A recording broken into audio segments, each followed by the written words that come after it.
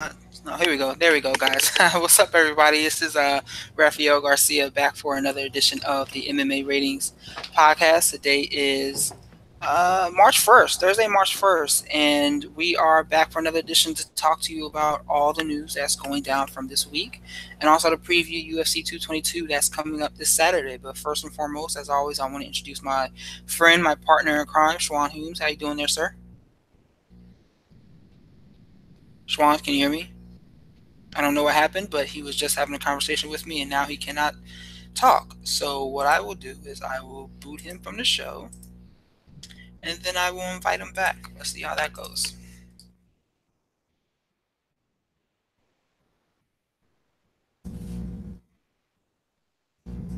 All right, sorry about that, folks, but boom, I had to invite him back to the show. But as usual, we are here to talk about mixed martial arts and talk about the world of combat sports.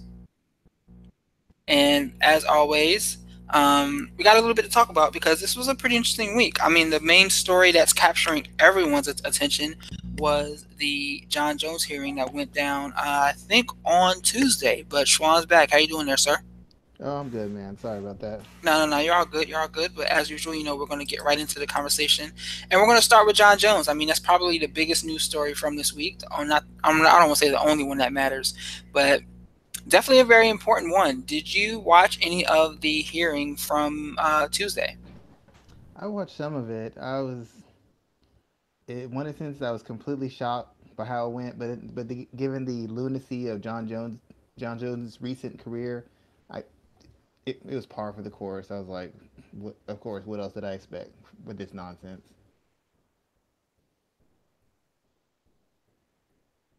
Yeah, there was quite a bit. There was quite a bit going on because man, there was quite a bit going on as I was watching the hearing myself. I'm not gonna say mixed emotions, but I had just mixed questions that kept coming up over and over again. Just to start from the top with this, Jones was fined 40% of his purse from that fight, that event, which equals out to $205,000, and his license was revoked. He was not suspended by CSAC. His license was revoked until August of this year when he can reapply. But upon reapplying, he has to show ways that he's improved his life, improved his personality, and just is doing better, which is important because I mean it hits on a lot of things that came up during the conversation. But first and foremost, there, Schwan. After I want to ask this question, after the hearing, do you think Jones fights in 2018? I, I don't think so. I mean, based off what happened, I don't see how he does. I just don't see how he does. Yeah, I'm agreeing with that. It was actually, Milky Kawa had this statement last month about he expects Jones to fight in 2018. We're going to talk about Milky in a minute too as well, but I don't see this happening at all because we still have to wait for USADA to come around. We're going to talk about that in a second too as well. But the USADA aspect of this is going to be something big to watch because they have to deliver their suspension as well, or their I guess I'm using the term punishment in air quotes.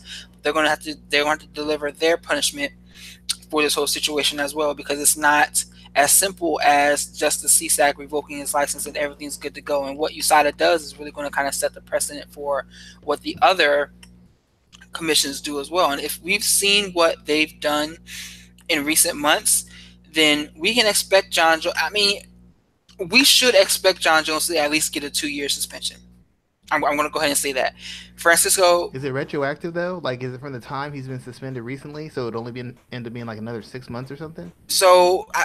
My understanding is usually they are retroactive, and so then it would be from the last fight up through like 2019 or something like that.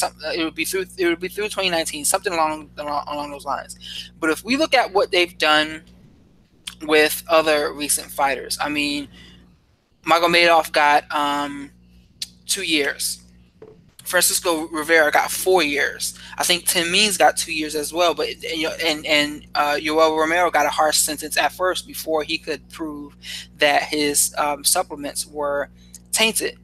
All of those guys had evidence, and in the Rivera situation, he was caught supposedly doctoring documents for his defense, but he was supposed to be caught doing so.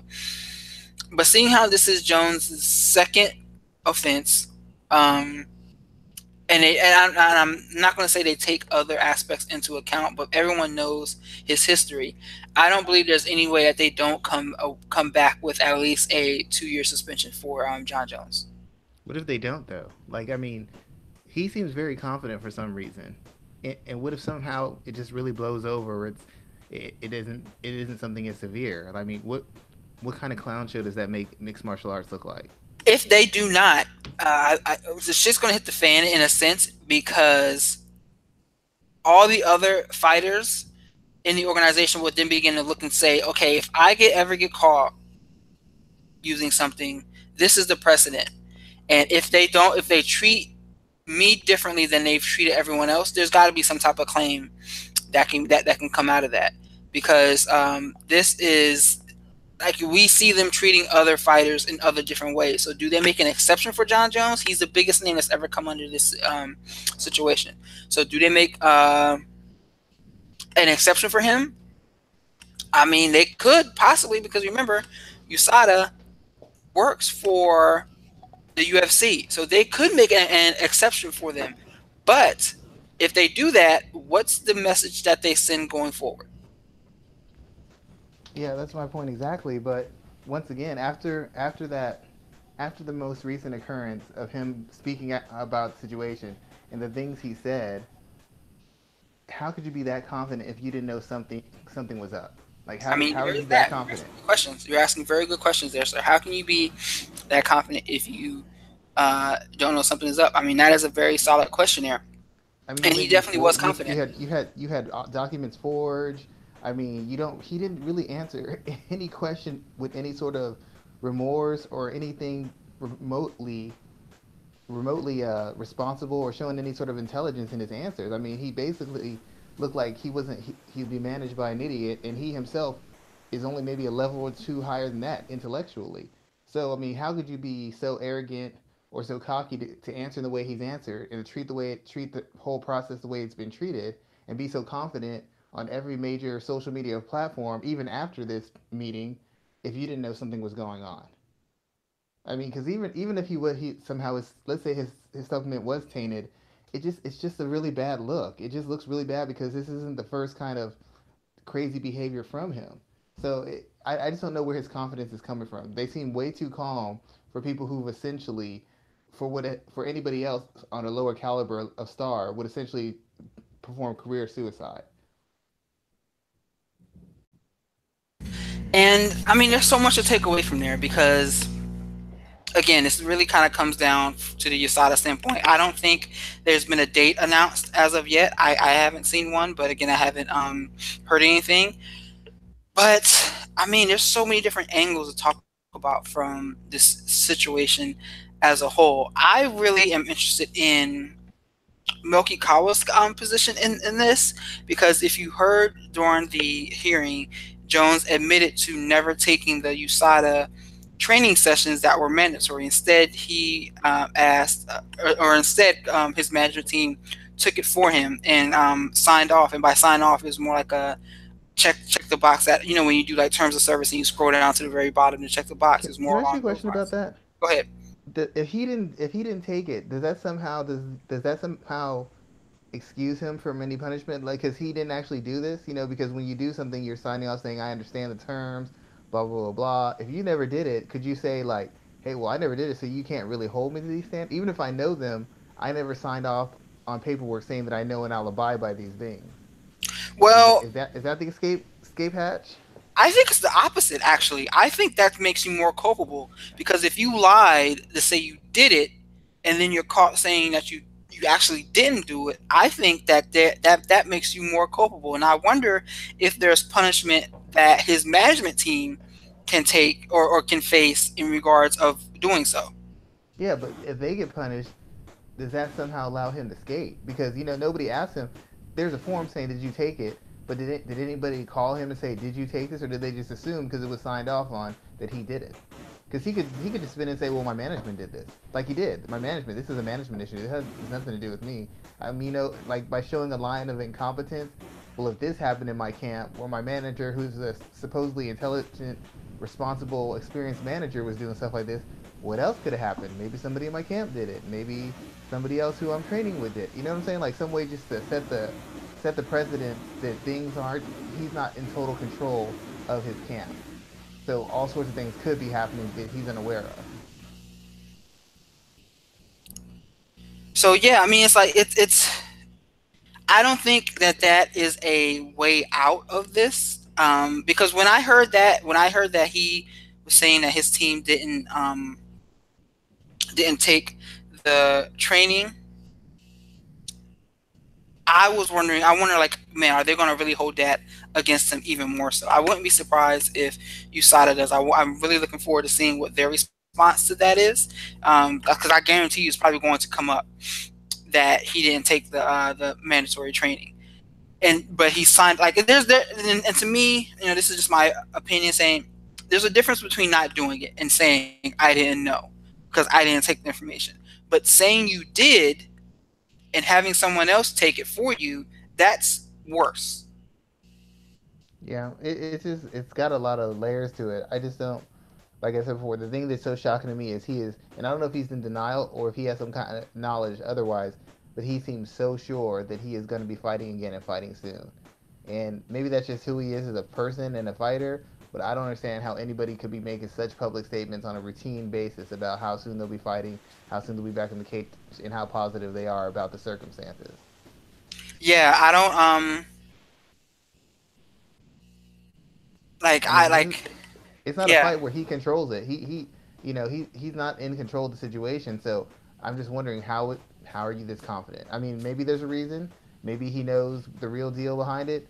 But if you know that you're so innocent and all this, how have you not come out and made more of a obvious statement instead of going the, well, somebody could have done this, somebody could have done that, somebody could have done this. Why not just say I didn't do it? I don't know how it happened. I didn't do it. But now it's the explanation period. So I'm wondering, what does he know that makes him feel so confident? That's the only question I have because he just seems really confident and casual about all this stuff. And I don't. Most times when somebody's like that, they're either out of touch and delusional, or they know something that we don't know. Yeah, I don't know.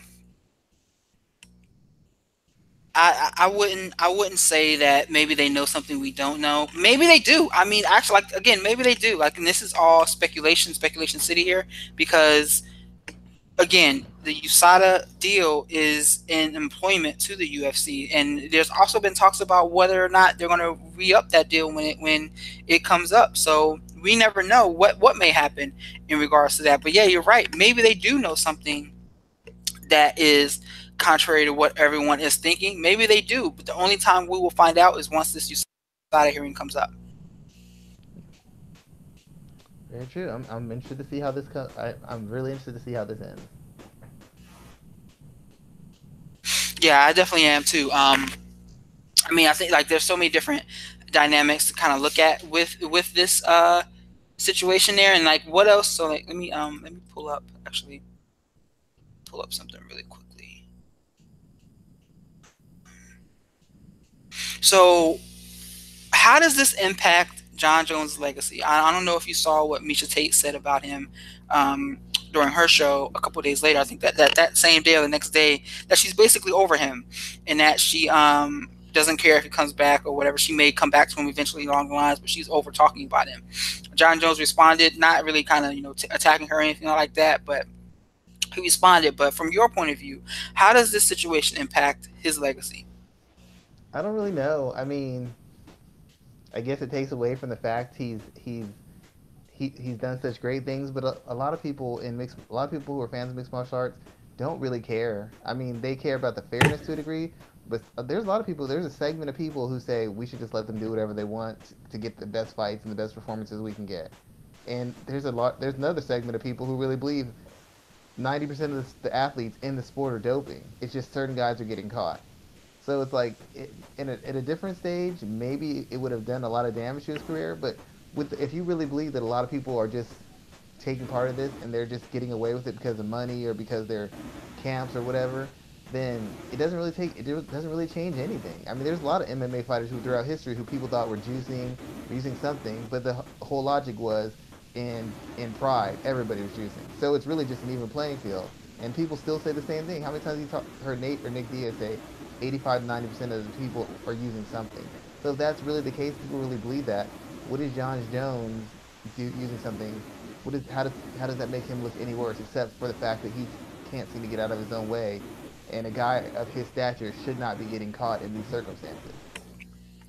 And what's most interesting to me about this is, from a USADA standpoint, I was having a conversation during Saturday's event when Jessica Andrade and Teacher Torres were fighting. Two women who fight at 115 pounds who look bricked up. They look in phenomenal shape. Their lats are like on par with mine, if not bigger. Their traps are huge. Their arms are ripped, six packs up the gills. Like, I get it. And the woman I was talking to was like, "Well, they look like they're juicing." And my response was like, "Well, when you look at that situation, you got to understand. Tisha Torres was the most tested fighter in all of 2018. Excuse me, 2017. She was the most tested fighter on the roster.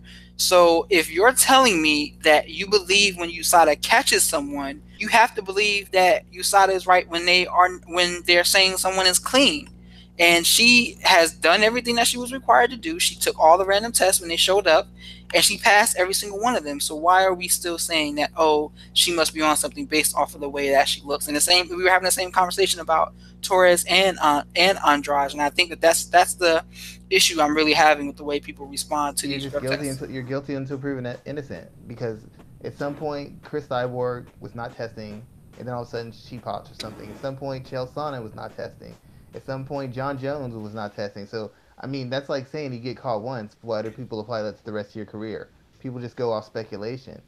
The way you look, the way you perform. Daniel Cormier was saying stuff about that when he fought Jones the first time. He's like, he just didn't get tired. He had to be on something. So I mean, until you get through the entirety of your career without getting caught, like a GSP, people are always going to have that, and they're always going to say it, and they're always going to think it. That's just the way it works. The reason GSP never it kind of went away with him is because they're like the entirety of his career, nothing ever went wrong. So what are you going to say about that kind of? What are you going to say about him? But as long as you're fighting, as long as you look a certain way or you're performing a certain way, I think at this stage people see you as guilty until proven innocent, Definitely, and I that's definitely agree with that. just how it's going to be.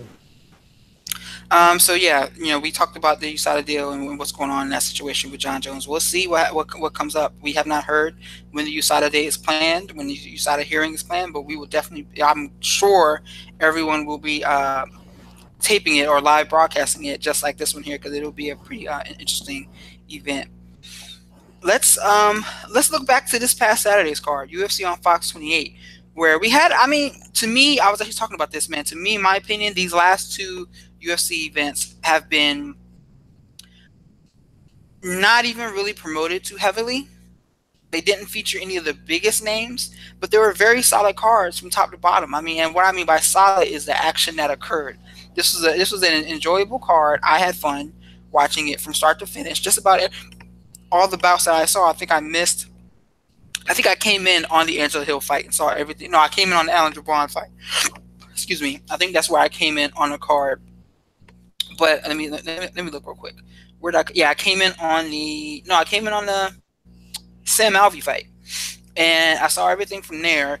And this was an enjoyable card from start to finish. What did you think of the whole event, Schwan? Was it something like entertainment wise? What did you think? Entertainment wise, it was fine. I mean, it had good matchups. It had matches that had some importance. It just didn't have any real wow factor. But as far as the quality of the fights and the matchups, um, I thought it was well matched fights, and I thought all the fights were fairly exciting. The only fight I would say would have been somewhat boring would have been the Hill Morose fight, just because of how Morose was throwing so much and not really making contact. That kind of took any of the excitement out of the fight. But for the most part, most of the fights were competitive, and a lot of them ended with finishes. So I mean, how are you going to argue that? Yeah, I mean, most of them really finished with a whole bunch of excellent finishes too as well. And let's start at the top. Let's start with Jeremy Stevens defeating Josh Emmett here, and he finished him via TKO in round two. Was it? Yes. Yeah, round two. So of course we got to talk about that knee. Did a okay? So we can talk all day about whether the knee landed or not. We've seen the replays on top of that, and we've seen what happened next with Stevens finishing the elbows, finishing with elbows there to close out the fight. What do you think about the way that that situation was handled? I'm gonna give my opinion about it as well, but what do you think about the way that that whole situation was handled from the moment that the knee landed to the explanation since? I was under the impression that even when he threw the knee, that they would stop it and kind of reset it. I thought that's what they had.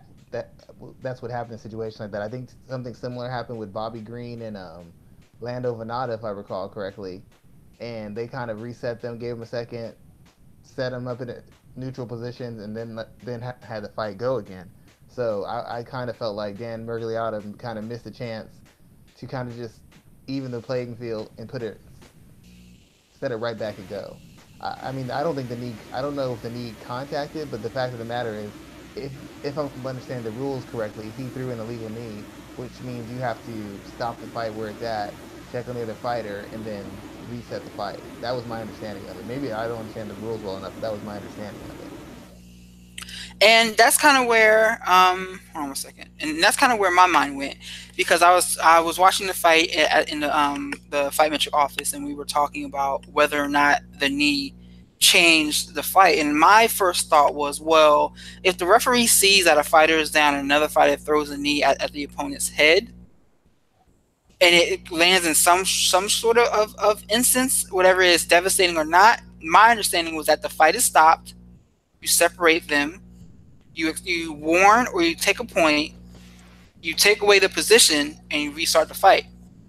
That's how I thought that. So that drastically changes the fight here, because then you don't have Emmett getting pushed over and getting finished via elbows. So Yeah, he's back in a neutral position where he can avoid strikes or fire back strikes on an equal basis.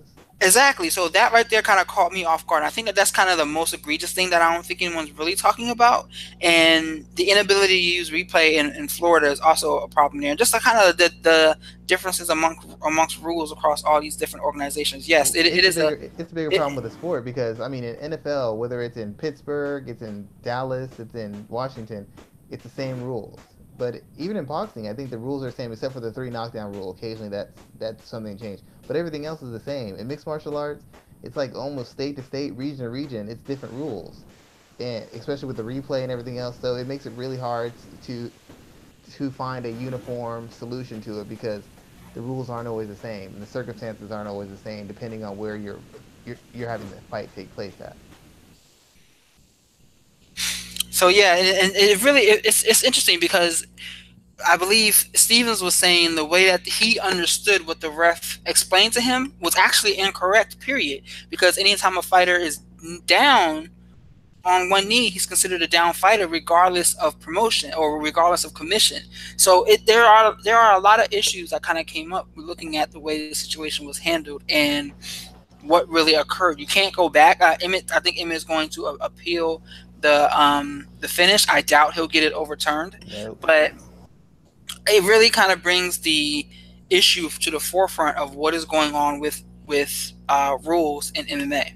Did Mergliotta speak out yet? Because Stevens didn't he on the post fight interview didn't he say that Mergliotta told me to do this? Yeah, and that's kind of how And he it, explained it. yeah, he's like he told me if this happens you can do this, and if that's the case, how come? I mean, I guess I don't know how often the referees speak out, but he's basically saying the ref told me to do this. So the blame would fall 100% on the ref. If that's in fact what he was told to do, then in his mind he wasn't breaking the rule. And if that's what Mergliotta really told him to do, then of course he's not going to jump in and start and reset it. But I didn't know the refs could come up with their own rules. I'm just curious how this hasn't become a bigger issue with Dana White, with the UFC, with any kind of commission, because to my understanding, that's against the rules in and of itself. If you attempt to foul, it's like if you're in boxing and I try to kick you. Even if I don't kick you, even if I miss, they would stop the fight and warn me and reset the fight. They wouldn't just, oh well, he missed the kick, so it doesn't count. And I know those are two different combat sports, but the fact of the matter is, if that's against the rules, then he attempted a foul. The fight needs to be reset so the person is in a position to defend themselves or attack without being finished. Because at that point, he was in a bad situation. After getting rocked, he was obviously in a bad situation. There wasn't much he was going to be able to do anyway. And it would have been, in a sense, it's a cheap escape. But the fact of the matter is, Jeremy Stevens threw a knee he didn't have to throw. I mean, Emmett was really rocked. He didn't have a knee. He could have thrown another two punches, and that would have been it. Yeah, definitely. It was I'm not definitely. quite sure why he used the knee in the first place, to be honest. So let me ask this then. We always get back to this point when we're talking about Jeremy Stevens. This is another big win. He's headlined two events in like 2 months, and he's gotten big finishes in both events. Do we ever see a situation where, and he's only 31 years old, do we ever see a situation where he's fighting for a title and being considered a true contender at featherweight? I think he's just got to beat someone who's legitimately considered elite. I mean, no offense to Emmett, but his number 4 ranking in the featherweight division, what was that based off of? Not making weight, knocking out Ricardo Lamas? That wasn't legit at all. I mean, he wasn't really the number 4 featherweight in the world. That's all I'm going to say about that. So it's a great win because Emmett's a physical specimen. He's a good wrestler. He comes from a good camp. He hits hard. But as far as actual rankings, it doesn't really mean a lot because nobody I know considered Emmett to be an elite fighter. He has to be an elite guy. But every time he's faced a certain caliber guy, he has lost. Cub Swanson, um, Frankie Edgar, Max Holloway, and he never fought Jose Aldo. But all the elite guys, all the guys who would be in front of him, he's already lost to. So he'd actually have to beat someone of that caliber, like a Brian Ortega, or a Frankie Edgar still, or Cub Swanson, before I could even really consider him a title contender in my mind. Not because he doesn't have the physical tools to perform or maybe be in that position, but to me he hasn't done enough. He's been beating guys who aren't really highly ranked or aren't really dominant in the weight class. Gilbert Melendez, okay, I mean that's great. Don't the Korean Superboy, he beat him, but that was just coming off of like what he was out of the cage for almost like 6, 7, 8 months, and he's coming off a knockoff loss himself. A So I bad one. mean, yeah, a bad knockout loss to another guy who's already beaten Jeremy Stevens. So I mean, when people keep saying eventually can he work his way into it, but he's going to have to beat someone elite, and the elite people of the division are the same people it's always been: Jose Aldo, Frankie Edgar, Max Holloway, and yeah, that and Cub Swanson. That's pretty much been the last couple of years the elite guys, and he has gotten a shot at 3 of them, and he has not beaten any of them as of yet. Like if he could beat a Jose Aldo, even though Jose Aldo's coming off of 2 losses against the champion, maybe. But to me, he'd have to beat an Edgar, Jose Aldo, or he'd have to beat someone like Brian Ortega, or maybe even beat Cub Swanson. He'd That have to was beat my vote, someone actually. That was above my him. vote. And I wanted to see, I thought next, I mean, or Ortega's already matched up, Edgar's already matched up. We know Holloway's gonna get the winner out of those two. I thought it would have been smart for Stevens to call out Aldo and fight him next. Because if he goes and he blows the doors off of Jose Aldo in a way that not even Max Holloway really did, then there's almost no argument that he should get a title. People will be clamoring for that. But to say that he should get a title shot right now, I don't think that that's going to come unless if it's like a late injury replacement or something along those lines. Yeah, I would say. I mean, to be honest, if he couldn't get Jose Aldo, I'd be like, get a rematch with Cub Swanson. To be quite honest, they've beaten essentially the same caliber of fighter in their win streak. They've beaten about the same caliber of fighter for the most part. Cub Swanson's recent wins are a little bit better than Jeremy Stevens. So I mean, go back with Cub Swanson, who also thinks he deserves a title fight, but he would have to win at least one more fight to get that shot. So why don't you have whoever wins out of Ortega and Edgar is going to get the next title shot. So then have Swanson and Stevens have a rematch, and whoever wins that fight gets a shot after that. Unless I mean, I guess Darren Elkins is out there too, but he's already beaten Darren Elkins, so he's not going to want to win that fight again. But as long as Cub Swanson's out there, he has the definitive win over Jeremy Stevens, and he's beaten a better level of competition last year and a half or so than Jeremy Stevens. So Cub Swanson has as much right to a title shot as Jeremy Stevens in my opinion, if not more so. I just have to see him beat someone elite. He's got to beat someone who's been in the top end of the division for me to justify him getting a title shot. Definitely, definitely there. Let's look at the rest of this card. In the co-main event, man, the co-main event was a fight I was looking forward to the most. Me, you, and Phil talked about it pretty much a lot during our last week's show. Jessica Andrade gets a decision victory over Tisha Torres. I thought it was much better than we thought it was going to be. Tisha had the right idea the first round. She kind of ran into some issues right at the very end, but she was landing some good clean shots, in my opinion, straight down the pipe as Andrade was coming in with her winging hooks like she normally was doing. She was landing these shots, these straight shots, 1-2, 1-2, and circling out, which I thought was a great strategy there. I don't know if she got tired, which kind of made it easier for Andrade to catch her in rounds 2 and 3. But once Andrade got her hands on her, it was basically donezo from there. There were some parts where Torres had some good scrambles, but she couldn't match the power of Andrade. I was totally waiting for Andrade to hit it with like a F5 or something like that in the middle of the cage. It pretty much a lot of people seem impressed by what Torres did, but it really didn't impress me because I'm like, Andrade is a big, tough, physical girl. She is not very skilled. That girl, I forgot the name of the fighter, but the same fighter who got handled by Valentina Shevchenko, she has the same coaches as Jessica Andrade. And when I found that out, it didn't shock me because Jessica Andrade's coaches haven't really refined her stand-up striking to her stand-up at all. She doesn't know how to cut off the cage. She doesn't really punch in combination. She's not a sharp puncher. Defensively, she's easy to hit. I mean, there's just a lot of holes in her game that get exploited by literally everybody.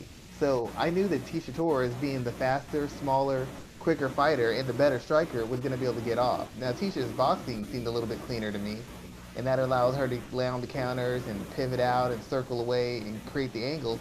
But the biggest problem Tisha had is, one, she is short. So for her to do any work, even her jab, her longest weapon, her jab, she has to be right in Andrade's wheelhouse. And if you're right in the space where Andrade can get her hands on you, or she can get her body up against you, she can pressure you, she can bully you. Even though Andrade's shots are really wide, if you're short, with short legs and short arms, you can't really get away from them. And a lot of times, Tisha would land 1, 2, 3, but then as she's exiting, Andrade will land that big hook to the head or to the body. And then the second part of that is when you're constantly in that range, it's easier for me to get my hands on you. If I'm a taller guy, if I'm going up against somebody shorter than me, I got a long jab. They've got to get past my jab to get their hands on me. With Torres, when she's using her jab, when she's using her straight right or cross, whatever, she's right in position. You can grab her at any time you want. So that's all Andrade did. Andrade just followed her, kept chasing her. Torres is wasting her energy, spinning around, throwing punches that aren't creating space. They're not slowing Andrade down. They're not backing Andrade up. So Andrade is essentially just getting her hands on her and tossing her. And the only other option that Torres would have had was to use a wider range of strikes. All she was throwing was hands. She didn't throw like side kicks, front kicks. And I know people are saying you would have got taken down, but she got taken down anyways. So why not throw some variety that's going to create different exits for you instead of just throwing the hands? Because after a certain point, you become predictable. Because even though Tisha Torres' boxing has gotten better, it's not that good. And as soon as Andrade got her hands on her, it was over. She just picked her up, slammed her, took her down, roughed her up, threw her against the cage, threw her down. I mean, it looked a lot. She looked a lot more successful than she actually was in the fight, as far as actually doing damage and actually controlling the pace of the fight. She, like I said, she looked good, but to me, there was no point where she was going to win the fight. I never felt like she was in control of the fight. I was like, okay, cool, the first round's over, but she can't keep this pace. She can't keep this pace. She can't hurt her. She can't take her down. She can't keep her from taking her down. How is she going to win this fight? And she can't submit her from her back. So how is she going to win this fight? She can be competitive. She can make it exciting, but she didn't do anything close to winning the fight. And if this would have been a 5-round fight, I guarantee you, in rounds 4 and 5, it would have been just as ugly, if not worse, than what she did to Claudia Gadelha when Andrade fought her. Thank God it was only 3 rounds, because Torres was done halfway through the second round. Torres didn't have enough to really push a pace or to stay away or to throw any real heat after halfway through the second round, in my opinion.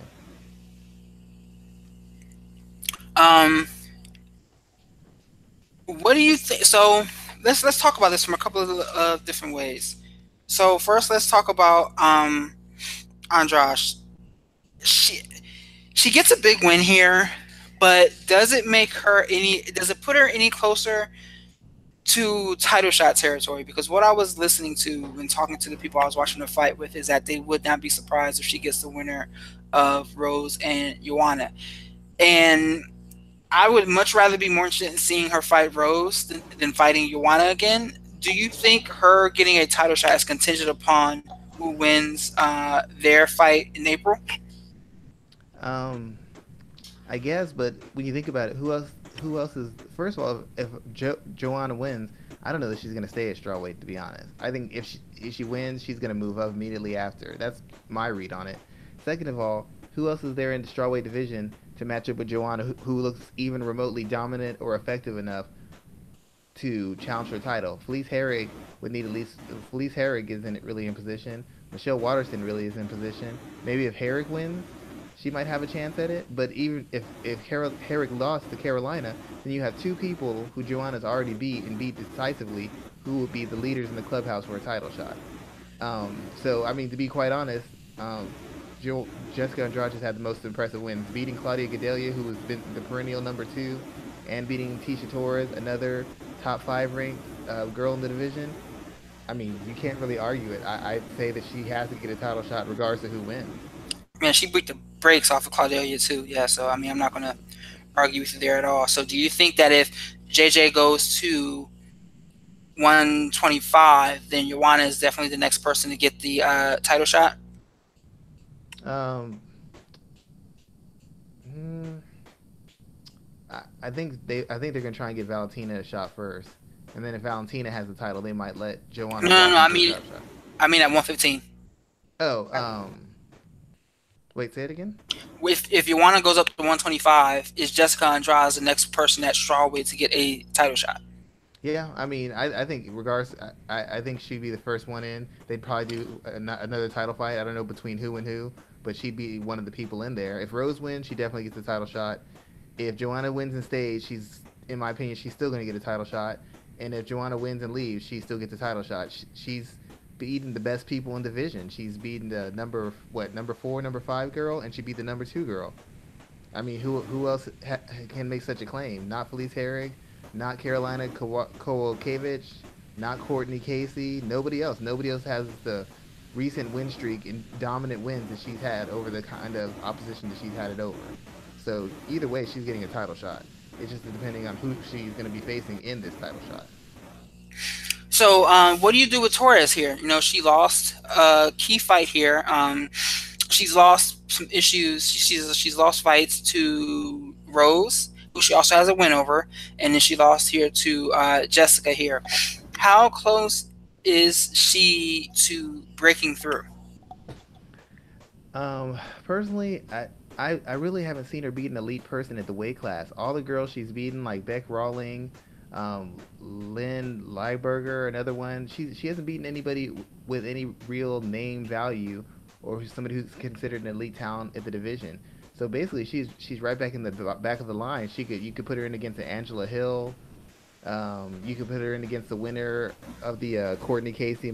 Well, if Michelle Waterson wins, you can't have her fight Michelle Waterson. She just did. She's kind of in a real tough spot right now because she's good enough to beat everybody who's below elite, but she's clearly not good enough to beat the elite fighters in the division. I don't think she beats Claudia Gadelha. If Claudia Gadelha fights when she fights Carla Esparza, if Carla Esparza wins, I guess you could have her face Tisha Torres, or you could have Claudia face Tisha Torres. But I really don't think she's capable of beating the best people in the division. And I personally think she's too small for the weight class. I really think she should fight at atom weight. But the UFC doesn't have one, so she's going to continue to stay at this weight. But the problem is she's not big enough, strong enough, nor does she hit hard enough to beat the best girls in this weight division. And recently, her poor defensive wrestling skills, she's been getting taken down a lot recently. That's not a good sign either, because that's been one of her biggest strengths. She's been able to control where the fight goes, keep the fight on its feet, take people down when she wants to. And if she's not able to take people down like she wants to, nor is she able to defend takedowns the way she wants to, you're going to see more fights that are going to be more competitive than the Andrade fight, but very similar. She's going to land on the feet, start off hot. They're going to start countering her. They're going to get their hands on her. They're going to take her down. They're going to work her over. As I said before, Michelle Waterson took her down and controlled her. And Michelle Waterson isn't anybody's elite wrestler, nor is she anybody's elite physically strong fighter.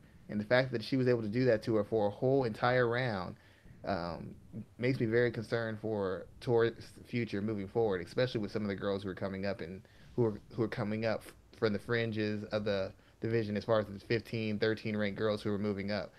There's a lot of It's big interesting. skilled girls.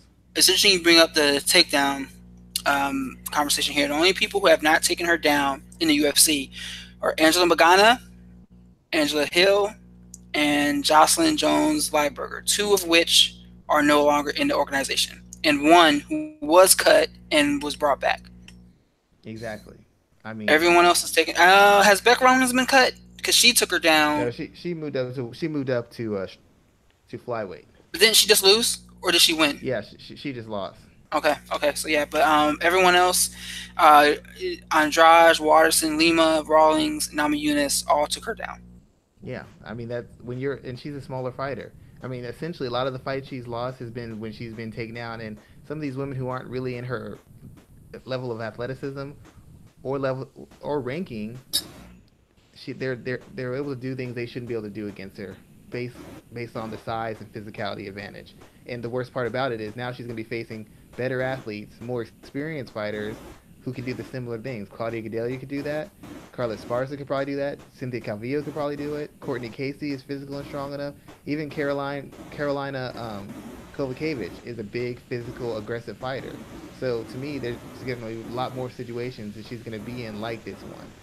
So I don't really have a lot of hope for her to be an elite, a truly elite person at the strawweight division. In the strawweight division, she's a name. She's gonna be able to beat everybody else in the division who's not elite. But every time she faces the best of the best in the division, I continue to see her losing and losing in decisive fashion. So someone who won in a very decisive fashion was Ilir Latifi when he choked OSP to sleep, like clean, in that light heavyweight bout there. Then he called out Daniel Cormier. So let's talk about this fight first. What did you see there? And do you think he is a viable contender at 205, especially knowing that Cormier has a match with Stipe coming up later on this year? Well, OSP kind of gave the fight. OSP's had this bad issue. He stands really tall in the pocket. He depends on his height and his length to protect him from strikes instead of actually learning how to keep your chin down, learning how to roll with shots, pick them off. He doesn't do that. He's never done that. That's how he got stopped against Manawa. That's how he's gotten rocked so many times in fights. And yet again, he was in the pocket with Latifi, and he got dropped multiple times as a result. Then after being dropped, he was stunned, and then he got put into the guillotine and he was choked unconscious. It's a good win for Latifi. Latifi's a solid light heavyweight. He's been moving up. He's been improving. He's got good athleticism. He hits hard. He's got a nice rounded skill set. I don't know that he's a true challenge for Daniel Cormier because I don't know that he has the size or the wrestling to do anything when, I mean, basically Daniel Cormier could control wherever the fight takes place. It'd be a matter to me of how much does Daniel Cormier slip in his later stages of his career more than how good is Latifi in his ability to impose his will, defend takedowns, and land on the feet. If Cormier doesn't grow old overnight, or if Cormier isn't ruined by fighting Stipe Miocic, which is possible, he could be ruined and get knocked out to a point where he doesn't have anything left. If he's still able to compete at a high level, I don't see how Latifi beats him. Beating OSP doesn't prepare you for Cormier. OSP's chin, to me, isn't there, and OSP doesn't really have a legitimate skill set that he can go to dictate ranges and dictate where the fight happens, and you can guarantee that if he gets in these positions, he's going to finish you at any time. OSP doesn't have that. OSP is the most vulnerable name fighter in the division. So while Latifi's clearly put a stamp on that victory and he's ahead of the majority of the guys in the division, I don't think that he beats Cormier. I don't see how he beats Cormier right now unless Cormier gets old overnight. In fact, I would still say Latifi should probably fight maybe Shogun or some. He's gonna have to fight somebody else because Daniel's off the board for another 3 or 4 months. So he's gonna have to fight, 4 or 5 months, maybe 6 months. So he's gonna have to fight somebody else just to keep his position. Maybe he could try and fight Alexander Gustafsson to kind of put an exclamation point on it and make himself the clear title contender. But if he doesn't do that, then I think Gustafsson's gonna get the next shot before him. So okay, well I'm not too mad about that there. I think that Ilir could go through Gustafsson to get that shot there. I think he does need kind of one more win, especially as you said with Cormier being busy later on this year there. So I mean, like, that's kind of really all I really wanted to take away from that fight. I thought it was a good showing by him. Mike Perry. getting defeated in his welterweight fight. He lost to what was the guy's name? Max Griffin. Max Griffin, yes. What did you think about this fight there, man? I just thought Perry looked like he's been fighting too much. He looks like he needs a break. He looks like he needs to get into a new camp. He's a lot of his success is based off his aggression and his physicality and his physical talent. He looked a step slow. He didn't look as aggressive and into the fight as he usually is, and he didn't look like he did his punch resistance and his didn't seem to be there. Like when he got hit, I don't know if it hurt him or just made him gun shy, but he wasn't willing to let his hands go like he used to do. He didn't have that explosive first step like he usually does. His punches didn't seem to carry the snap that they usually carry, which to me means he's been fighting way too often. He's been fighting way too tough a level of opposition, and he's got injuries and he's got damage accrued from keeping a very active fight schedule that he needs time to recover from so that he can get back to full capacity as far as his athleticism. That was his Because ninth if he, fight in 18 months. yeah, I mean that's like Donald Cerrone kind of stuff almost. And he's been fighting some really tough guys. Even the fights he's won have been him catching as much as he's given. You know, Ponzinibbio, Alan Jobain, I forgot. Did he fight Kim? He's fought a bunch of really tough physical guys, and he's had to take as much as he's given. He hasn't had much time to rest, and that's including training training camp after training camp, tough opponent after tough opponent. At some point, it has diminishing returns. In fact, this is very similar to what happens to Donald Cerrone. Donald Cerrone will fight all these fights, and towards the end of these fights, you start seeing him slow down. You start seeing him not improve. You start seeing bad habits pop back up, and then he has a huge loss. He'll take some time off, and then you'll come back and he'll look better than he did before. And Perry needs to take some time off. He needs to add somebody to his coaching staff who can find better and more efficient ways of fleshing out his skills and maximizing his physical abilities. Because right now he's getting by all on talent, and in the division that he's in, there's too many super athletes for him to get by on just pure talent. He's got to develop a sense of craft, and it's not just figuring it out from experience and figuring it out on your own and instincts. He's actually got to figure out legitimate answers to the questions that fighters are posing towards him. He needs to diversify his skill set, or he needs to find creative ways to put himself in position to take advantage of the skills he has. He's gone as far as he can in and of himself. He needs to get an outside opinion, an outside coach, somebody who's not affiliated with him right now to direct him so he can get to the next stage. Because right now he's beaten all the guys his athleticism is going to allow him to beat. Now he's got to start developing, refining skills so that he can compete with guys who are just as athletic than him, but have solid backgrounds in combat sports that allow them to have a plan A or a safety zone they can go to where he can't compete with them. He doesn't have that, and he needs to get it very quickly because he's going to burn out. Essentially, that's my concern. It's been my concern every time we talk about him. The UFC is going to burn him out. His team is going to burn him out, and he's going to go from one of those guys who's knocking everybody out left and right to a guy who's getting knocked out left and right. It kind of reminds me of Eric Silva. You remember how that story went? The guy came Yep. in, torched Yep. people, and then ran into John Fitch, and he's never been the same since. Yeah, I mean, this is a tipping point for him. I know his girlfriend catches a lot of flack. I know his training habits catch a lot of flack. And you can win with bad training, just like you can win in sports with bad coaching if you have the talent or if you're facing a certain caliber of opponent. But at a certain point, everything becomes about skills, whether it's sports, whether it's public speaking, whether it's doing your job. At some point, you face a problem where you actually have to know what you're doing to resolve it. And Hmm. I don't think he can't progress fast enough. If you gave him enough time in a vacuum, he could progress fast enough. But the way he's progressed is by having fights and learning on the job. That's great because you learn under pressure, so you know what you can do. It's bad because you're taking huge amounts of punishment while you're learning. So for every lesson you learn, you're taking 50% punishment. That's not good. That doesn't work. That's a really bad trade-off. So he needs to find somebody who can get him in with better sparring, can sit him down, figure out what his game is, and find out some more interesting, structured ways to get him to apply his trade as far as his striking game and his wrestling game. Because what he's doing right now is, I think he's hit the wall. I think he's hit the wall, and for him to get through the wall, he's going to have to do something different. What do you think about Max Griffin's ceiling here?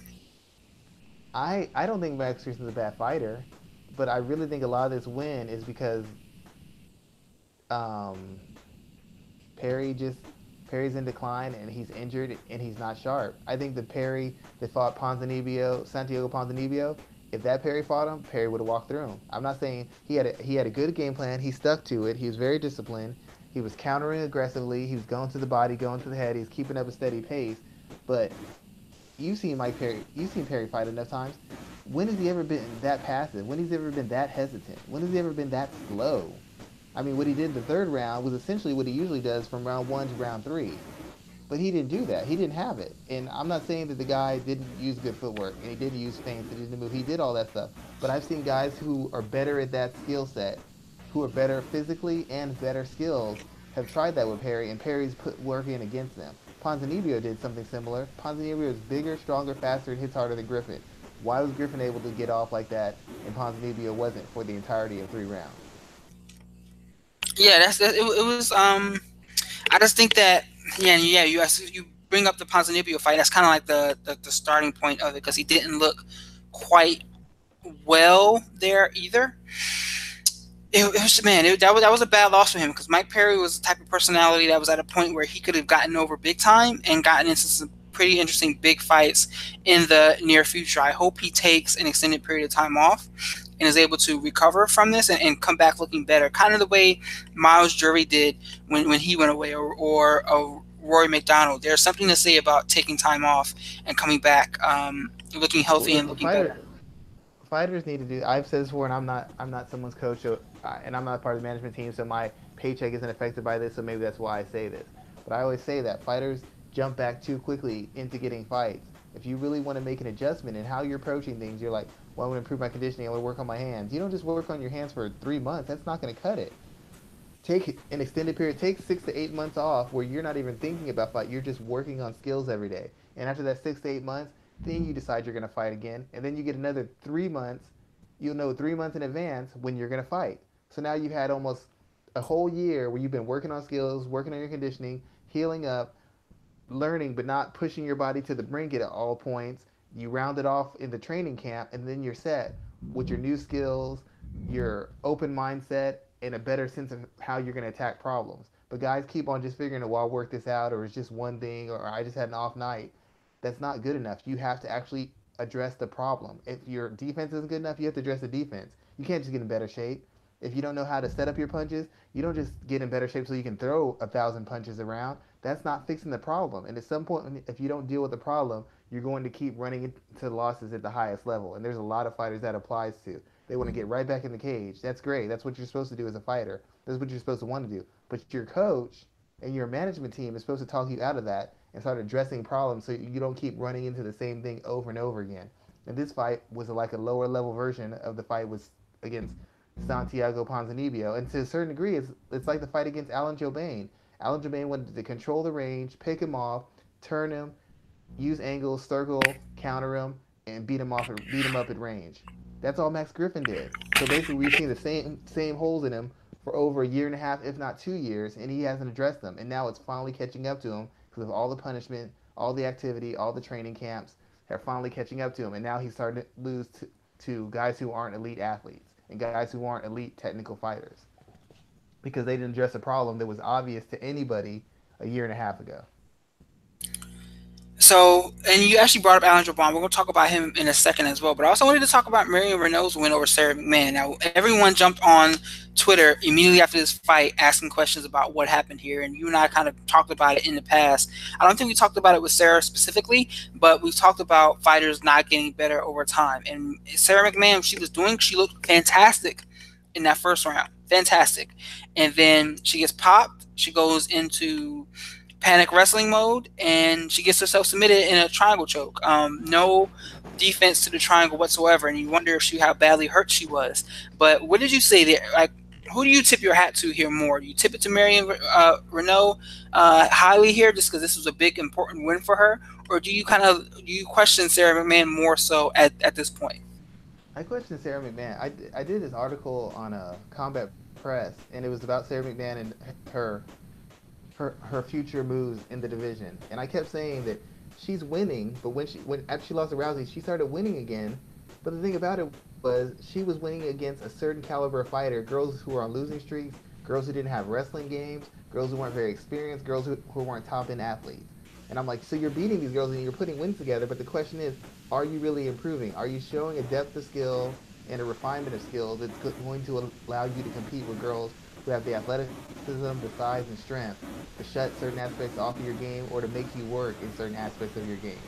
And she hadn't shown any of that. She's been getting by on her physicality in her wrestling. As far as she's very strong, she's got great balance, she can be heavy on you, she's explosive, she can get you down, and she's got better wrestling technique than I'd say 95% of the girls in mixed martial arts right now. That's what she's been getting by on. She hasn't learned, in my opinion, submission defense. She hasn't learned any sort of competent ability in striking because she strikes at the same speed. There's no variation in what she does. Not in the strikes she throws, not in the speed she throws them at, and she has no sense of urgency either defensively or on counters. When she's striking, it's almost like you're watching people spar in a spirited sparring match. It doesn't look like real fight time speed to me. She gets kind of lazy. She stands in front of people.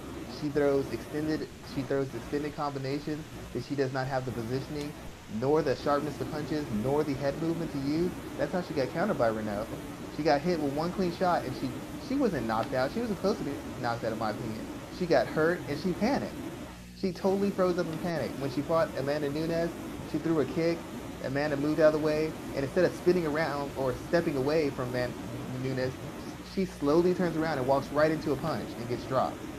She has a tendency of losing focus, and she has a tendency of not showing defensive responsibility or awareness, whether it's on the feet or on the ground. All Marion Renault did was take advantage of a really bad strategic decision by Sarah McMahon, and she routinely makes really bad strategic decisions. I thought Renault could finish her on the ground. Renault's that good off her back. Renault's that good off the ground, period. The problem is, Renault has a hard time keeping the fight where she wants it. When she wants it on the feet, she can't. She gets taken down repeatedly. When she fought Salida Nogueira, she got taken down so many times by an out-of-shape, poor wrestler. She got taken down repeatedly. And when she wants to take the fight to the ground, she can't ever get the fight to the ground. She tried it against Betch Kohea. Betch Kohea was lighting her up on the feet, tying her up against the cage, throwing her on the ground whenever she wanted. She's never been able to force the fight where she wants it unless somebody makes a huge mistake. So she fights Sarah McMahon, who had the ability to keep the fight on the feet or take her down in positions where she would be safe from submission. But as typical of Sarah McMahon, she gets clipped, she panic wrestles, and then she takes her down, and instead of showing any sort of awareness for submission, she just laid there, and in my opinion, she stayed on top because she's afraid of getting back to the feet, because now that she's been hurt, she feels like she can't handle Renault on the feet. So she's just going to try and hold her and just pin her for the entirety of the next 2 rounds so she can win the decision. She did the same thing against Lauren Murphy. She was getting beat up on the feet by Lauren Murphy, of all people, and then she took Lauren Murphy down and she just held her. She didn't do anything offensively, she just tried to hold her. She didn't even try to really defend anything. So she stayed in that position. Renau was working for this triangle. I don't understand how you're a world-class grappler or wrestler or whatever, if you don't even feel the triangle coming up on you. She didn't do anything. She didn't even recognize it was coming. I know you saw it and you're like, she's really going to stay in this position and let her lock this triangle on? She's not even going to try to move? She's not going to try and shift her position? Nothing? She's just going to stay right there? That's essentially what happened. Renault just took advantage of all the holes in Sarah McMahon's game. She has never become a mixed martial arts fighter. She doesn't react to getting hit very well. She doesn't react to when people up the aggression on her. And she doesn't react very well when people do not respect her athleticism or her wrestling. When people attack her with impunity, she freezes up. And it's happened repeatedly.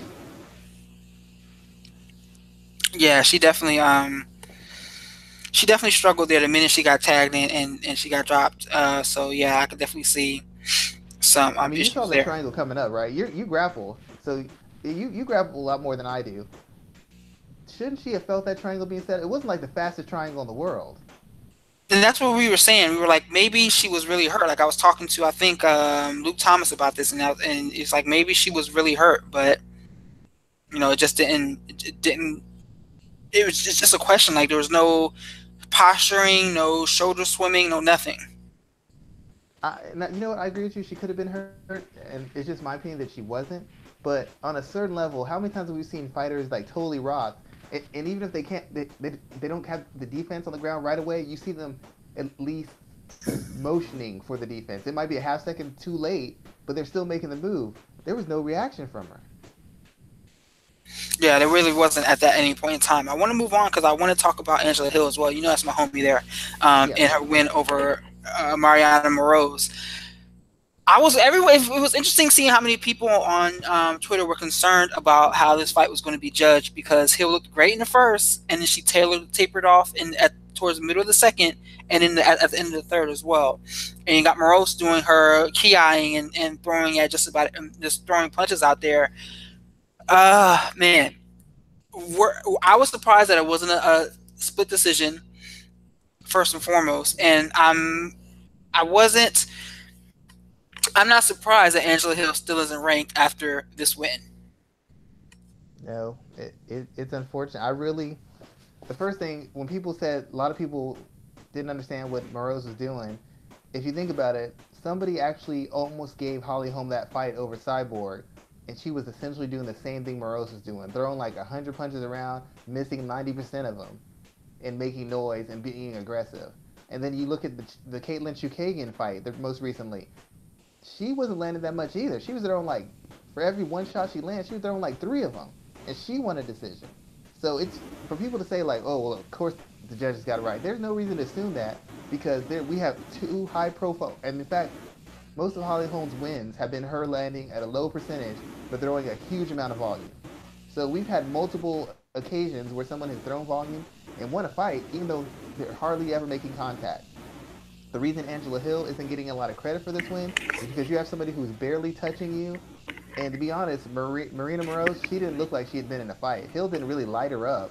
So this person's not making contact. They're not really hitting you. They're throwing a lot of air shots. How are you not countering them the same way you countered them in the first round? In the first round, she was countering with the hand, with the knee, with the kick. She was lighting her up. And it just seemed like, I don't know if she got tired. I don't know if she lost her sense of distance. I don't know if the pace that Morose was setting just by throwing and being around her in her face like that got to her. But from round two to she just got worse. I mean, after seeing round one, I thought she might be able to stop her in round two. And after round two, in my eyes, it became competitive. If Morose takes a half step forward, she might be landing all the shots she was throwing. So the big concern is that you had somebody who wasn't hurting you, who you had completely on the defensive, who couldn't take you down, couldn't put combinations together on you, and you couldn't put any sort of exclamation point on that win. I mean, that was a 30-27 win across the board, but that was the most uneventful, unimpressive 30-27 win I've ever seen in my life. Yeah, I can agree with you on that there. And I'm looking at Hill, she's calling out, I think she called out Jessica Aguilar after the event. And I'm like, that might not be a fight you really want to call out because she's someone that can wrestle and take her down very often. So I'm like, yeah, you might not want to do that. I mean, she's a better. I like Hill. My concern with Hill is the same thing I have with Torres. I personally think she's too small for the division.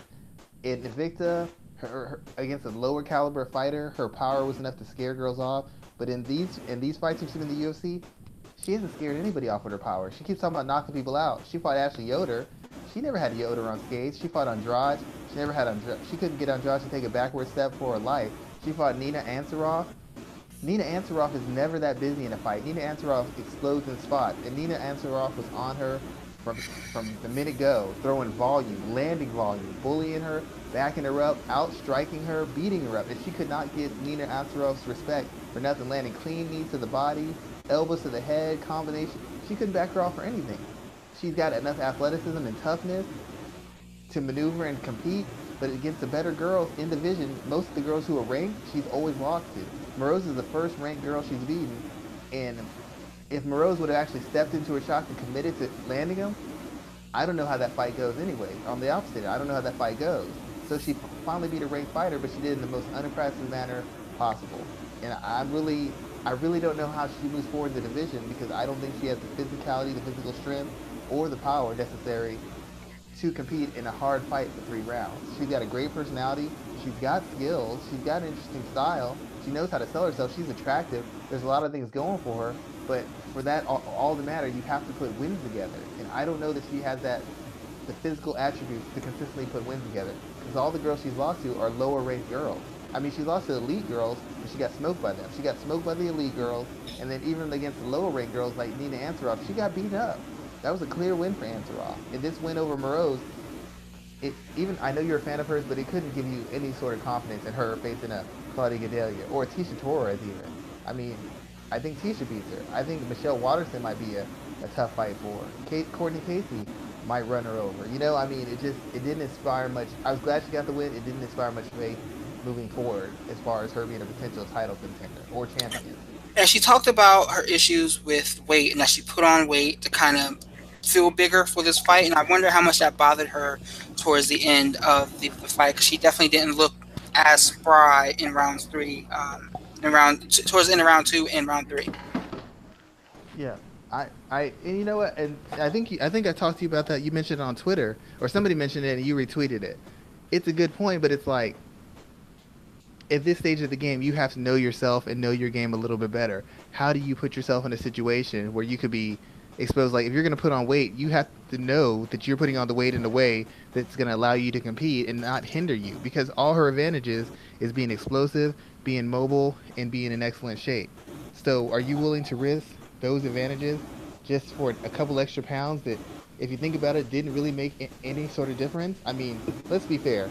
She puts on an extra 10 or 15 pounds of muscle. Is that going to make a difference against Andrade or Claudia Gadelia? I don't think so. I don't think it's worth. I don't think the trade-off's worth it, and that's concerning to me that she would even approach that. If anything, I'm trying to play it to my strength and use the full, the physical advantages I have, which would be explosiveness, mobility, and quickness. That's the advantage you have. Strength is, she's never going to be able to make strength enough of a factor where it's worth her putting on 10 or 15 pounds of muscle, or even attempting to bulk up. I think that was a bad approach. I think that hindered her, and it's going to hinder her moving forward if she continues to do it. So we've been talking quite a bit about this event, and it was definitely a good showcase here. Let's talk about the fight card that we have coming up this weekend in UFC 222. We're at the top of the card. We have Yana Kutsukaya facing off against Cyborg Justino for the women's featherweight title. We switched out one featherweight bout for another one here. What are your thoughts about this fight here, and what do you see going down? I actually, well, I don't think this is going to be super competitive past a certain point. I think Kunitskaya is actually better than Holmes. She's a better mixed martial arts fighter. That's just the fact. She can grapple. She's got the Taekwondo background, so she's a competent kickboxer.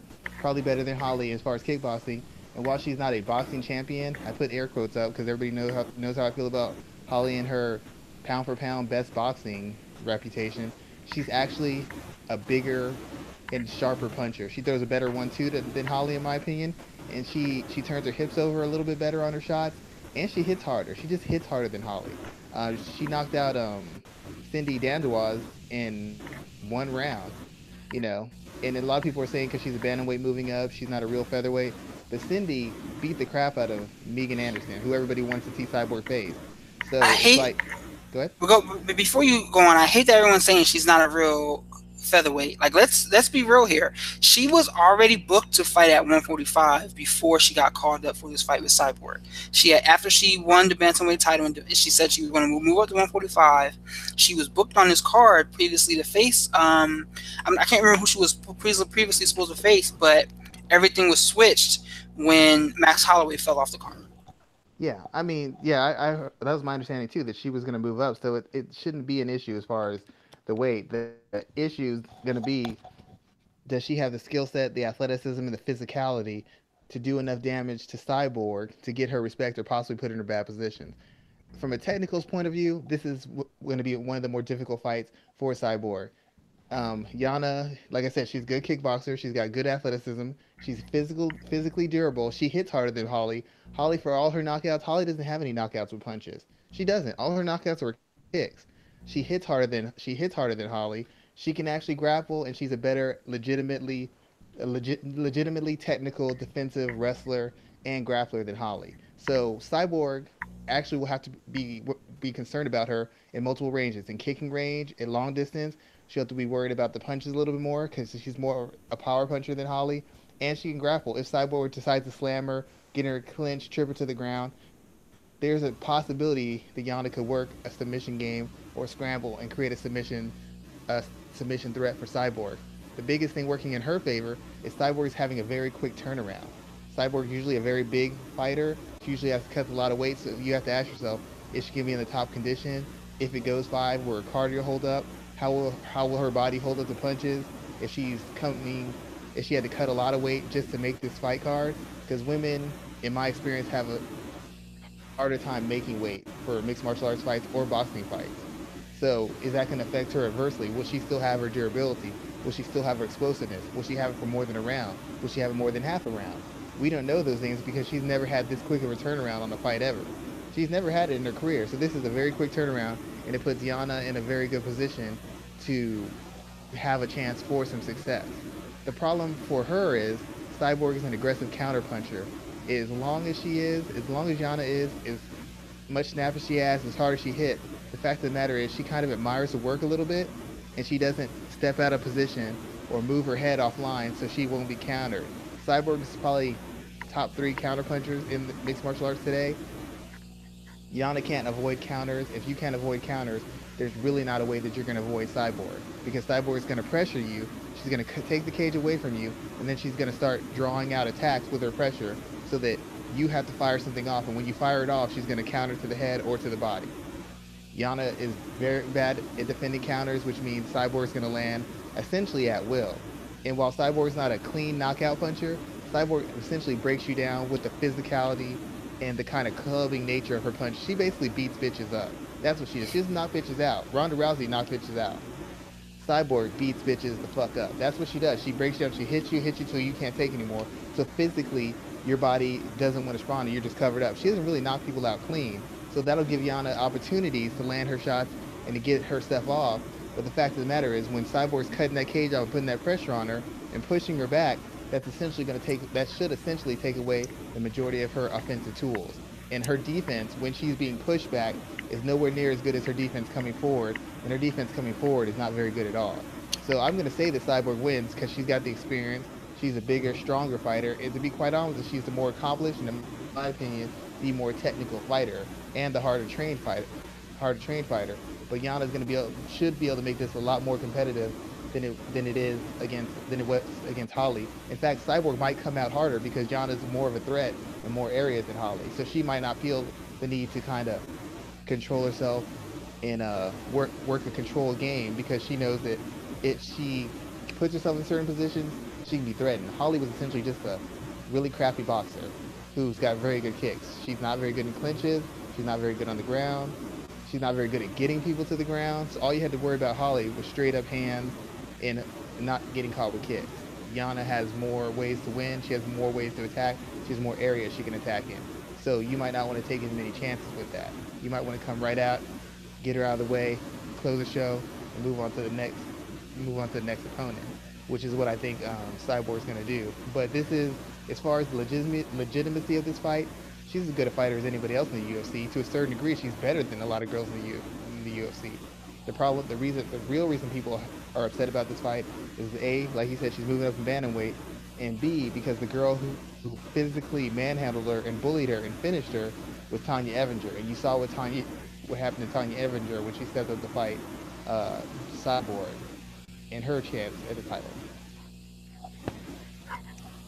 So here you go there, man. You definitely broke that. I mean, I don't have anything to add on top of that, dude. Like, you really kind of went over everything there. And a lot of people are talking about what are the opportunities of her. Cyborg's a huge favorite, which is understandable, looking at what she's done. Huge favorite. But are we looking at a point where we may see the wheels finally come off? That's what I was thinking, because A, she's had quick turnaround and she's cutting a lot of weight. B, even though she hasn't been in really tough fights, she's been in a lot of fights. She's gone a lot of rounds. At some point, I personally think there's already physical decline. The reason it hasn't been as noticeable is because Cyborg's been very dedicated to shoring up every aspect of her game. She's not just a striker. She's just not a boxer. She's just not a kicker. She can kick. She can punch. She can clinch fight. She can take you down. She can probably submit you from top. I've never seen her do it, but she's competed in a good enough level of grappling where she has to be considered a competent threat in that range. Once again, the problem comes down to she's so skilled in multiple ranges, and she's so effectively as far as controlling the pace and being defensively responsible. You know, the fact that she applies pressure means she's going to get hit, which means Yana's going to have a chance to land her power, and she can clearly hit because she put Dandawaz down, and Dandawaz just got done fighting in Risen and beat a 155 fighter who was cracking her a lot. So she can take punishment. So it proves that Yana has the power, but the fact of the matter is Yana does not have the layers of skill. She has very general skills. She doesn't have the finer skills. Cyborg has the counter punching. She has the head movement. she has the parries and the slips and the counters. So even though Yana can attack her on multiple levels generally, she can't attack her on multiple levels specifically. She doesn't have the physicality, nor does she have the depth and skill in enough ranges where I believe that she can take full advantage of what of any slippage Cyborg has. I mean, she's going to be vulnerable. I believe Cyborg is going to be vulnerable. I don't think you have that quick a turnaround with the weight loss and her age and think that there's not going to be chances for Yana to get some work done. But the question is, can Yana handle the pressure? Can Yana handle the counters? Can she get away from the counters? What happens in those clinches?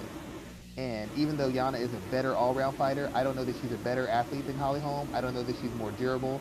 I know that she's not as experienced or seasoned as a fighter overall. So I think those are going to be the factors that determine the fight.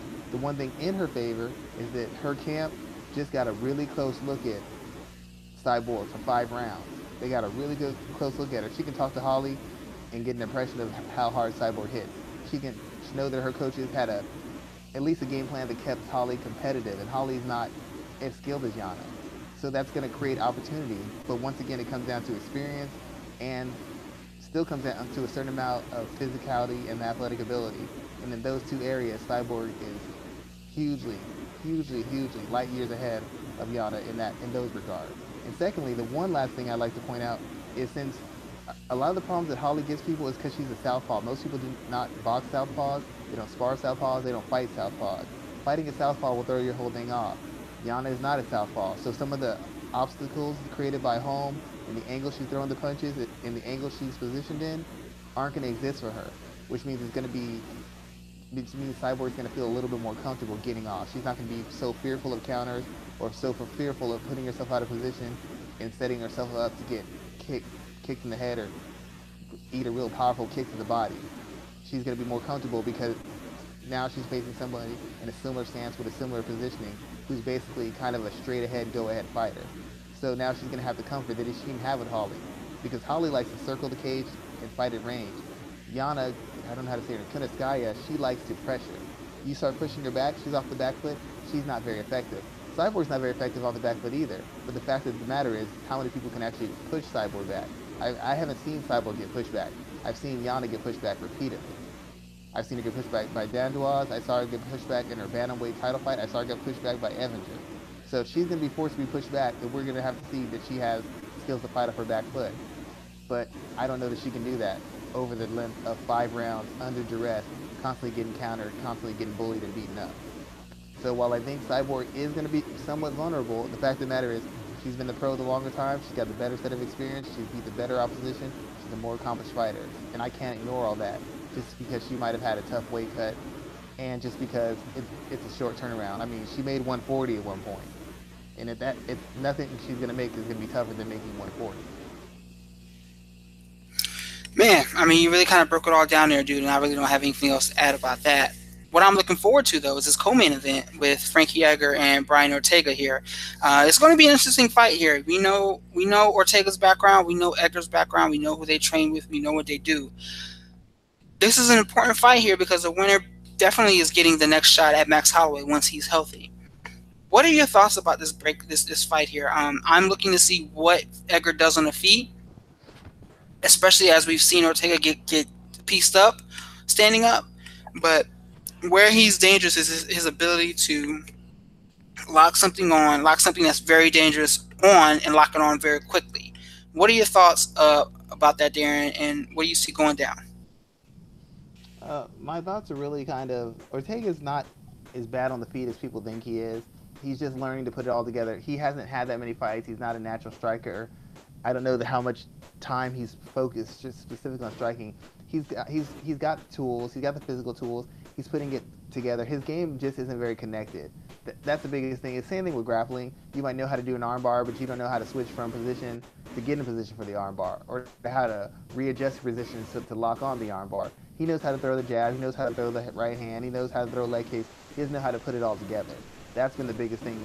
That's the biggest hole for him. That and the fact that he doesn't know how to attack while being defensively responsible. That being said, Edgar to me has lost a step. Edgar actually used to get by a lot on his footwork, but his footwork wasn't really good when they said his footwork was good. It was just really busy. He would move all over the cage, circle. It was pretty predictable. It was pretty basic. and he had the stamina, the conditioning, and the athleticism to let him get away with that. He would just circle, circle, circle, come diving in with a combination of punches and leg kicks and body kicks and all that stuff. Now at this older age, his footwork's actually got kind of layered. It's got a little bit more complex. There's a little bit more structure and stability and weight behind his footwork and actual progressions in what he's doing. Now he's got the footwork that people said he had 4 or 5 years ago. And also part of it is because he doesn't have the athleticism, and in my opinion, he doesn't have the durability that he had at a younger age. So he has to be more precise. He has to be sharper. But even with that, he still has certain habits. He still likes to circle around and come diving in with combinations. He still has issues with people who have got a busy and active jab. He's still got an issue with guys who are bigger, stronger, and athletic guys. He had an issue against Aldo. I know Aldo's Aldo, but he had issues with Aldo on the feet. He had issues with Oliveira on the feet. He had issues with Yair Rodriguez on the feet. Not because those guys are so much better than him overall in their striking or kickboxing, especially in their boxing, but because those guys scouted him out and they have clear athletic advantages. Brian Ortega has similar advantages. I feel like he's the fresher fighter, he's the more durable fighter, and I think at this stage he's the harder hitting fighter. So even on the feet, Frankie's not going to be completely safe because he's facing a guy who's got the physical tools, and I'm sure his camp has scouted him well enough to know that you can counter Frankie. You can counter Frankie with leg kicks. I think you can catch him with hooks coming in, maybe short uppercuts when he ducks in for those takedowns. But there's things you can do to exploit Frankie on the feet. The biggest issue everybody's going to wonder about is will Frankie be willing to put his takedowns into effect to take over the fight? Because when Frankie isn't able to get takedowns or get his hands on you to kind of at least fake the takedown to get you scared of it, to respect it, his stand-up becomes less effective. Because as good as he's got in stand-up, he's not a stand-up fighter.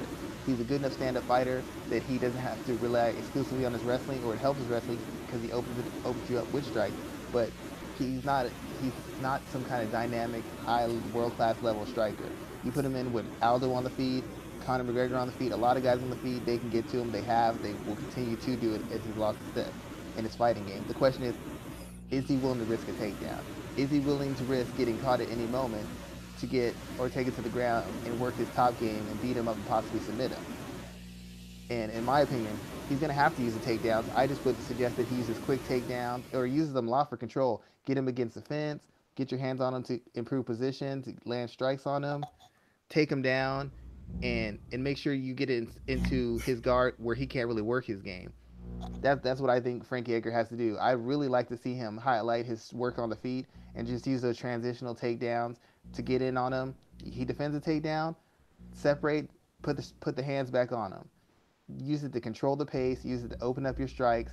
And the only time you use a takedown is you're pretty much have it got him on his heels from strikes, and then you follow through and take him down so you're in his guard. Because I don't think that he can finish him from his guard. But if he gets into any sort of scramble with Ortega, if he hangs out in a certain position too long, if he's panic wrestles or he's tired on the feet and he's telegraphing what he's going to do, I think Ortega's going to finish him. And that's the biggest thing with Ortega. Ortega is just willing to go all out to finish a submission. He doesn't have any fear of if he misses it or if you get out of it or if you reverse him or if you attack him a submission. He has 100% faith in his ability to finish any and every fighter on the UFC roster. And when you're facing a guy who's got that much confidence and that much finishing ability, any mistake you make could be the last mistake you make in a fight. So Frankie's got to be very careful in how he sets everything up and how he uses it, and he has to make sure that he doesn't get in any position where Ortega can create transitions. Because Ortega doesn't really have a structured ground game as far as I'm stuck in this position, let me work my way out, let me work myself into submission. Ortega is all transitional stuff, scrambles. You put your head down here, he snatches submission. You take him down, he sweeps you. Y'all are in the scramble, he grabs a submission. That's his whole game is based on the chaos and transitions, flipping through positions, fighting for position. If you can secure a position and get him down, you can do work on him. Just like on the feet, if you can secure and trap him in a spot where he feels like he can't come in because he's going to get countered or he's up against the cage, you can do whatever you want against him. But in those transitional aspects of the fight is where his athleticism, his size, and his killer instinct come into play. So if Frankie wants to win this, he's got to be very meat and potatoes, stick, have a very disciplined game plan, and he needs to make sure that whatever he's doing, he's controlling the situation. He's got to have full situational awareness, and he's got to control the circumstances. He can't allow the fight to get out of hand. He can't allow himself to get engaged in a firefight. He's want to get it extended exchanges on the feet or on the ground, because all those things do is open up opportunities for Ortega to attempt a submission or snatch a submission. That's what's going to happen. So it has to be very measured. It has to be very precise. It has to be very controlled aggression, and he has to systematically break him down in control position at all times. He loses control position, whether it's on the feet or on the ground, his his the fight's in jeopardy. So he has to basically fight almost a pitch perfect fight. I feel that mentally he can do it, and technically he could be able to do it, but I still feel like he's lost a step, and I still feel that at this stage he's going to give Ortega something in which Ortega is going to be able to finish him with. Interesting breakdown, man. You're the only person calling that so far, and I'm looking forward to seeing that fight, because this is the second time in a row I'm more interested in the co-main event than I am in the main event. And what's so interesting about this card as a whole to me is there's so many young prospects that are looking for their breakout moment. You have Ortega, you have Sean O'Malley, you have Mackenzie Dern making her debut as well too. So look at those three fighters, man. Tell me, who do you think has the most on the line? Well, obviously it's Ortega. Let's talk about O'Malley and Dern. Who has the most on the line there as they make their next steps in their professional career? I think I'd probably say Dern has the most online, because people are thinking of her as the next Ronda Rousey. They're thinking of her as the big next, because she's attractive. She's been dominant in jiu-jitsu. She's like a celebrity in jiu-jitsu. She's got good looks. She's kind of marketable. She's athletic. So they feel like she could be clearly a next champion. They want O'Malley to be a champion. They think down the road he can be a champion. But I really feel that people think that in the next 3 to 4 fights, Dern could be competing for a title shot. I think that she has the most to lose in this fight, because, like I said before, they're bringing her in against a girl like Ashley Yoder. Yoder isn't going to be favored in this fight because Yoder is essentially a grappler. She's a competent striker who's a competent striker who grapples. She's facing a better athlete, and from what I've seen of their fight, a better striker in Dern and a better grappler. So if she loses the Yoder, much less she loses by submission, it's a big hit because she's the favorite over Yoder. There's nothing that Yoder has shown me in any of her fights that says that she beats Mackenzie Dern, even at this stage of Mackenzie Dern's career. So she's got a lot on the line, because if she loses, people are going to have to reassess how they look at her. Sean O'Malley, on the other hand, he's fighting a guy who doesn't have a winning record in the UFC, but his wins were split decisions. They could have gone one way or another way, just depending on how a judge saw it. He's fighting a guy who's big, who's strong, who's long, who's athletic, who's shown skills against varying levels of talent in the UFC, who's been very competitive. Yoder's losses were fairly decisive. The losses of O'Malley's opponents weren't so much. They were very contentious, very back and forth, could have gone either way. And this guy has shown that the athleticism and the power to be an actual threat to O'Malley if he can get him in the right spots. And after O'Malley's fight with Terrion Ware, that would have been the fight where he had the most on the line, because he was fighting a guy who wasn't an established UFC fighter, who hadn't shown an ability to compete at the higher level. So you lose against that kind of guy, even though he's more experienced, people kind of look at you like, well, what were you doing losing to this guy? You were all hype. The guy he's fighting this time is actually a legitimate UFC fighter. It's a 50-50 fight. A lot of people might favor O'Malley, but it's a 50-50 fight as far as the way the fight could go. It's essentially, if O'Malley keeps it in the open space where he can use his feint, he can use his timing, he can use his athleticism, he can use his range of strikes and his creativity, he wins the fight. But if he gets too confident, if he blows his load going for the finish early, or if he doesn't handle pressure very well and he gets up against the cage where his athleticism and his mobility kind of gets taken away, then his opponent could easily land counters. His opponent could easily break him down to the body. His opponent could easily overwhelm him and stop him and either win a decision or stop him by knockout. He already beat one of his teammates. So he's proven that he's a certain caliber fighter. He's proven that he's a knockout threat. He's proven that he's competent on the feet. He's proven that he's got athletic ability. So we know what this guy is. We know that he can compete at this level. We know he could have a better record in the division. Dern's going against a fighter who's basically a lesser version of herself. They've got similar levels of experience. The only difference is Dern's pretty much better in every area, especially the grappling, which is Yoder's expertise. So if Dern loses to her, it's going to make you stand up and take notice, because nobody's expecting Ashley Yoder to be even remotely effective, much less win a fight with Dern. So Dern's got the most on the line because she's facing the opponent who's being looked at as the inferior product, whereas O'Malley's facing an opponent who people respect is a legitimate mainstay in his division moving forward. He's just had a tough road so far, but people feel that he has potential to be a contender in this division. Nobody thinks Ashley Yoder's going to be a contender in her division. Yeah, man, and I'm looking forward to seeing what Dern does. She has that storyline coming in that people have such high expectations of her. I'm looking at the way she's being covered all across the grappling and the MMA world. And I kind of don't want to really want to cover it until afterwards. I want to see what she does in the cage. Sean O'Malley is a character I'm looking forward to seeing what he does as well too on Saturday. I think this is an opportunity for some big personalities to get across for the sport, and we see especially in a myriad of ways. Like Dern could be another Brazilian female competitor that's doing great. Remember, the only Brazilian champions right now in the UFC are women, so this is another opportunity for them to continue to build that brand for them as well. But the Um, biggest thing for O'Malley, just one more thing is, if O'Malley beats this guy, I know the guy's only 1-2 in the division, but he's been a guy who's lost decisions, and in his one win was an explosive knockout. If O'Malley beats this guy, that means he's beaten two guys back to back who are way more experienced than one guy who's a legitimately skilled and athletically gifted UFC fighter. Him winning is going to make more of a splash in the mixed martial arts community because he's fighting the better opponent.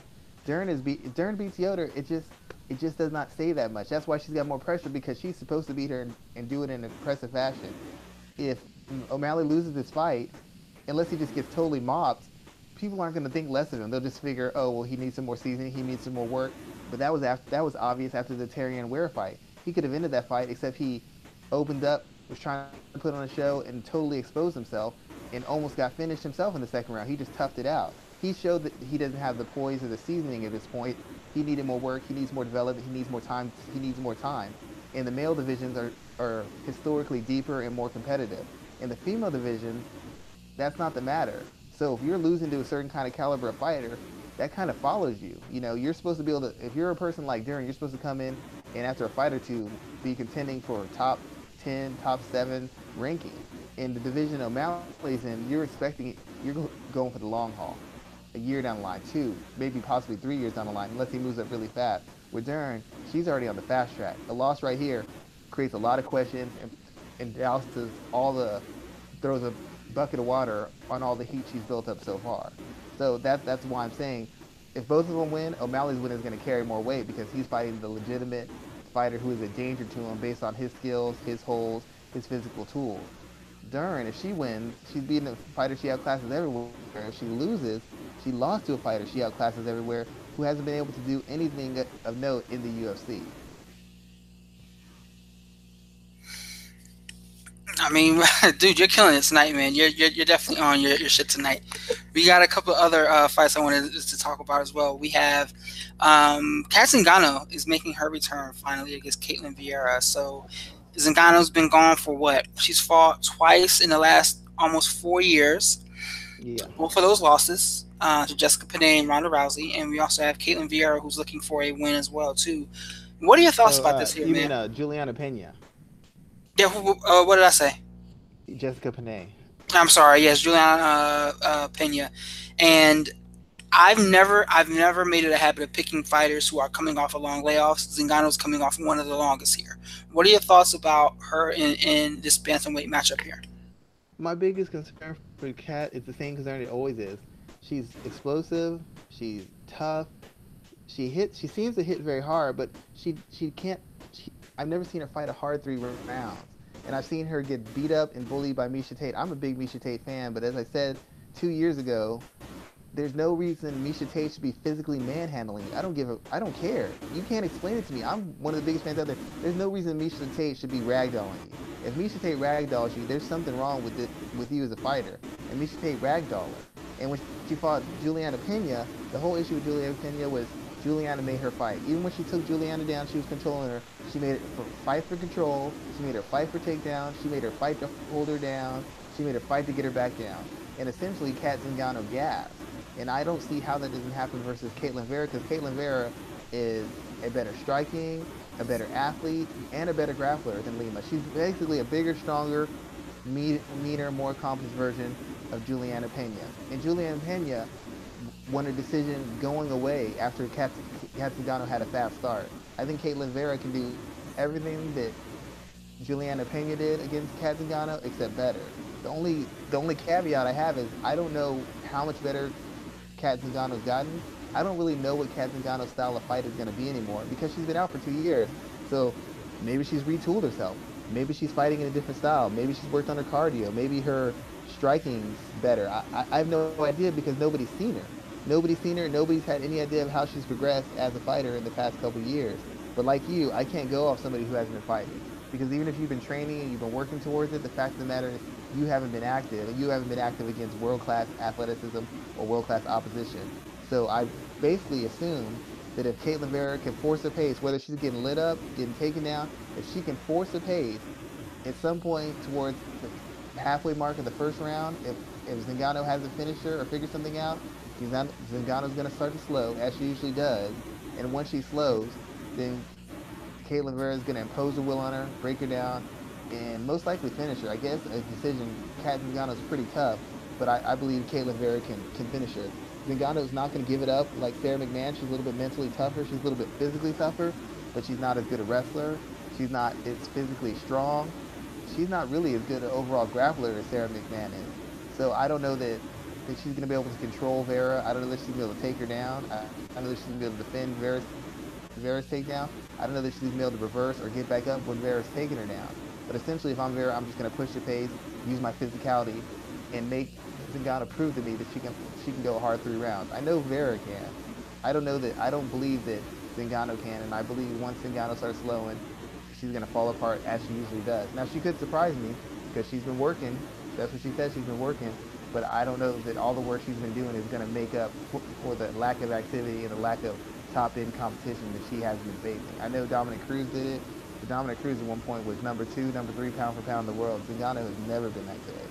And even if she wins, it's still not going to convince me that she's that good because she's been exposed too many times in my opinion.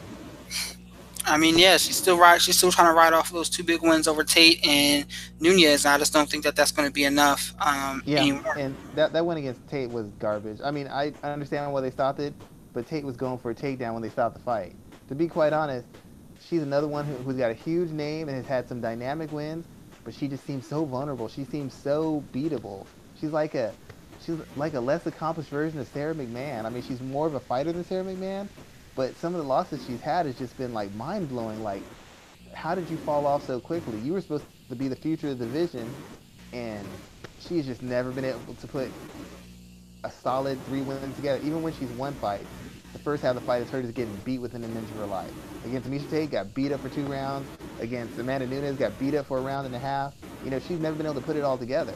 And now it's going to be another chance when she fights a bigger, stronger, younger, more athletic fighter who's got skills and who's hungry.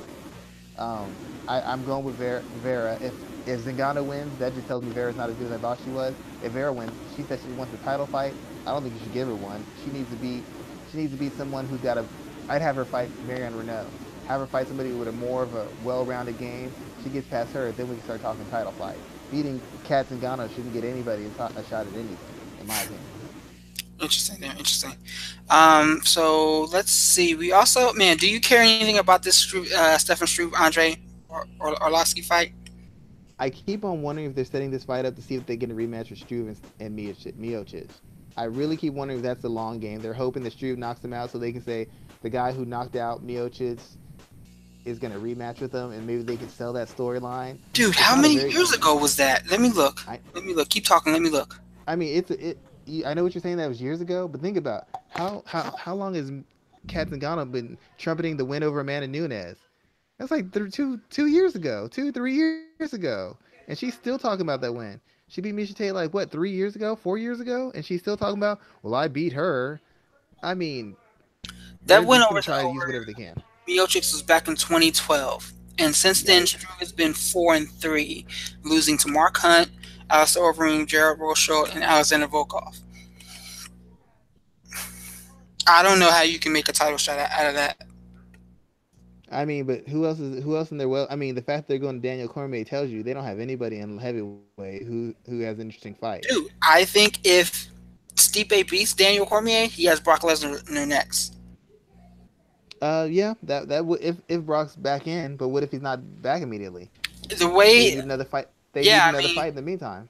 the only thing, there's two things. They did this whole dance when he was walking away from the WWE the first time. His contract's up in April, so there's that. And then he still has his USADA suspension. I think he has 6 months left on that as well too. Yeah. So they'd have to have at least one, unless Stipe is just going to sit out and not do anything for a while, which I don't think he wants to do. I think he wants to set records and show he's a dominant heavyweight. And other than what Blades, there wouldn't really be anybody else for him to fight. He's already beaten the best guys in the division, or maybe Derek Lewis. I guess it'd be between um, Struve and Derek Lewis. But once again, Derek Lewis doesn't have any history with them. But that's the only interest I have in this fight because it might have been you who brought this up to me that they're going to try to package the fight in this manner, and I'm just really interested to see that if he wins, are they really going to try and do it? Is that the best idea that this multi-million-dollar company can come up with as far as marketing and creating interest for the heavyweight champion of the world? Mm. I mean, I that's really where we are with that whole division. So let us know, man. What are you working on right now? What are some other things you got going on? I did an article recently. It was five. It's called Oving St. Prude's 5 Reasons, and I basically break down the main aspect of his skill set that I think defines him as a fighter, and the 5 reasons that's kept him from becoming elite or winning a title.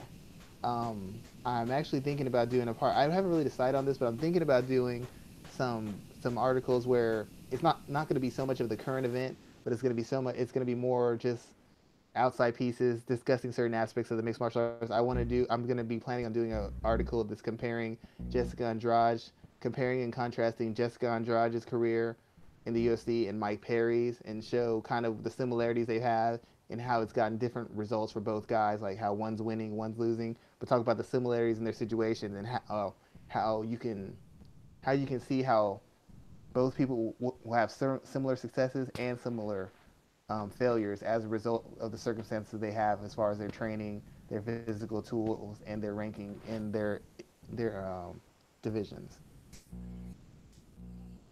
Some good stuff, man. I'm always looking forward to your work. You really kind of dive into it, especially with women's MMA, and we always talk about the way you're a leader in that space right there.